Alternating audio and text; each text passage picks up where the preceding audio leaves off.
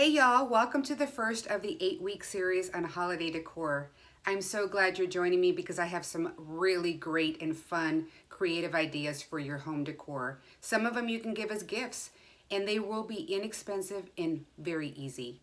In past, I've shown you how to use power tools, but in some cases you may not be comfortable with them. So the projects that would typically require a power tool, I'm going to show you a workaround for that. And if you don't have a Cricut machine, don't worry about that. I'm going to show you a workaround for that as well. So let's go ahead and get started on the first project. I think you're going to love this one. And it's so inexpensive, you're not going to believe how great it turns out. We'll get started. All right, y'all, so let's go ahead and jump right in. So I went to Home Depot and I bought a 8-foot 2x4 board. Now, you're not going to need that much board, but that was really all they had. So I had no choice. I went ahead and had them cut it in half, and then so I can fit it in my car and brought it home and cut it down to the dimensions that I needed. You're going to have plenty of board left so you can use it for another project, or if you want to make this and give it as a gift, that's a great idea. Now, if you're not comfortable with power tools, don't worry about it. They will cut the board for you. All you need to do is provide the dimensions that you need, and it's free of charge, as long as you're buying the board there. So 2 of the boards are cut down to 7 inches. 2 of the boards are cut down to 6 inches, and the last 2 are cut down to 5 inches. Now the board over to the far left, that is a skinnier board. It's a 2x3 board, and that one is cut down to 7 inches. And you're going to be using that for the top of the sign. Now, my next step is I'm going to lightly sand them with a sand block just to get all the little splinters out. You don't want splinters in your fingers. And then I'm going to go ahead and I will stain them. So let me get prepped for that, and I will be right back. I've chosen red mahogany as my stain, so I'm just going to run through this real quick because I've stained in other videos. Once you've applied your stain, take a cotton sponge or an old t-shirt, make sure it's lint-free, and wipe off the excess. Let them dry for several hours before you move on to the next step. All right, my stain is now dry, and I'm ready to move on to the next step. I've outlined them or laid them out in the position that I want the letters to flow. I would highly recommend you do that before you start cutting your paper, just to ensure that you have a nice mixture of the holiday themed paper that you're going to lay out, and then your letters as well. So I went shopping a while back and I bought some cardstock paper, actually some booklets of cardstock paper because they were on sale at Hobby Lobby. Typically, they were $20, and I paid 50% off for this cardstock paper. And it gave me a lot of selection to choose from on the fall side and then also on the Christmas side.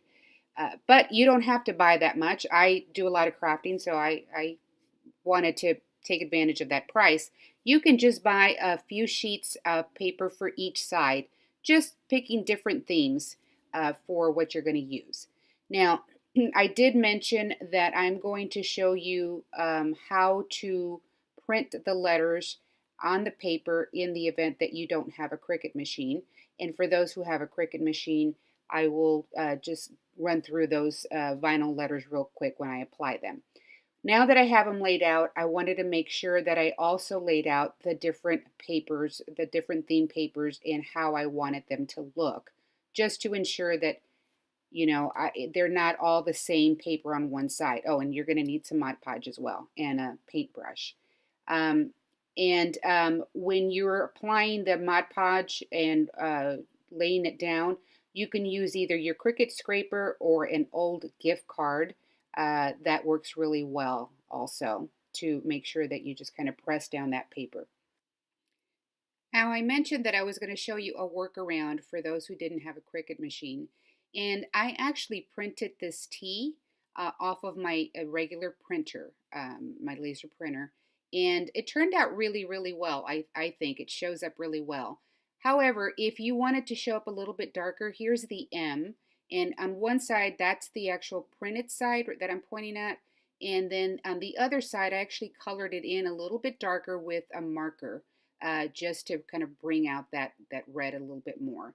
So that is going to be a different way that you can do this if you don't have a Silhouette or a Cricut machine, and it works just as well. So that now I would recommend that before you start cutting your paper, like I did in this case, that you go ahead and print your letters first, then cut the paper. You want to make sure that the paper is going to cover the block just right. I cut this one too short, so it's not going to fit for that 7-inch board. You know, just be mindful of that.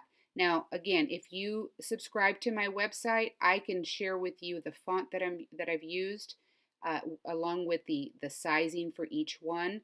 That one in this case is a little bit smaller, so I have kind of practiced and resized the font for you, and I could share that with you just by subscribing to my website. Before I start gluing the paper down, I wanted to make sure that I arranged the different themes of paper the way that I wanted the sign to lay out, just to kind of mix up the paper so they're not all the same theme on one side versus the other. Now here I cut 1/4 of an inch on each side and 1/8 of an inch on the top, to ensure that it was sized properly for the block, showing a little bit of the wood, but also making sure that there was enough paper to cover the most of the area. Take your Mod Podge and very lightly put some Mod Podge on the back of the paper. You don't want to put too much because then the paper will bubble and tear. So taking your paintbrush, you're going to put that on very lightly. Then take your card or your Cricut scraper and just, you know, flatten it down. You're then going to, I flipped it over, I already put paper on my other part, and just lightly put Mod Podge on the edges so that it doesn't start to pull apart. We're down to the last little bit, and I saved a couple of vinyls for those that are Cricut users and going to be using vinyl. If you are printing the letters on your paper, you will have already gotten to this part and already cut the paper and pasted it to your blocks. So just adding the few vinyls on there, and now we're just about finished here.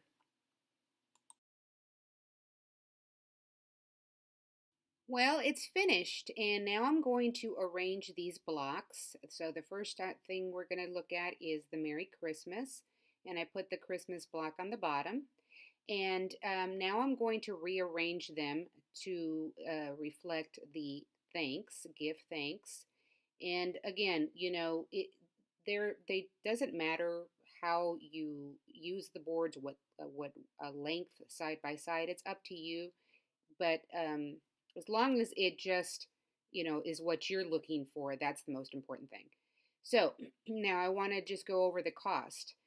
This whole thing cost me probably around $11. And that is even after I have leftover board and leftover stain and leftover paper. So all in all, you know, with the materials that I've actually used on this particular one, it's probably around $9 because again, I'll be able to use the other stuff later.